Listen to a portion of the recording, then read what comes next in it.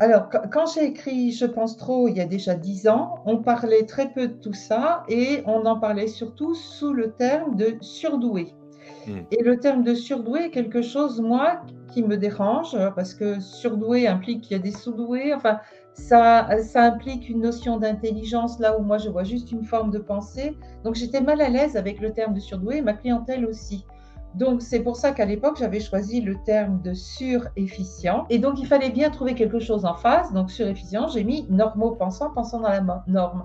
Mais depuis 10 ans, les choses ont évolué. De plus en plus, on parle de neurotypique et de neuroatypique. Comprendre l'atypique, comprendre le surdoué, comprendre l'autiste, comprendre l'hypersensible, etc.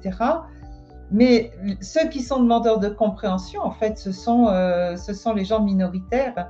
La majorité des gens ne demandent pas à comprendre les gens qui sortent du cadre. 80-85% des gens qui sont neurotypiques et donc entre 15 et 20% les gens qui ont cette pensée complexe arborescente qui les rend atypiques. Est-ce qu'on peut être on est soit l'un soit l'autre? Est-ce qu'on peut passer de l'un à l'autre?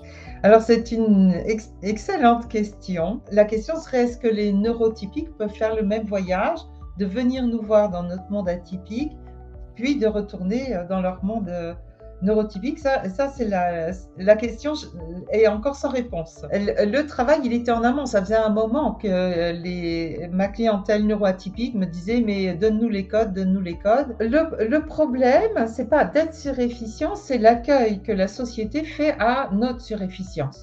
Et ça, j'en parle effectivement dans plusieurs de mes livres sur comment est accueilli un enfant qui pense trop, qui est hypersensible, qui pose trop de questions, qui est trop curieux, etc. On lui fait vite comprendre qu'il est dysfonctionnant. Et c'est ça qui me dérange, c'est-à-dire la société neurotypique considère les atypiques comme dysfonctionnants.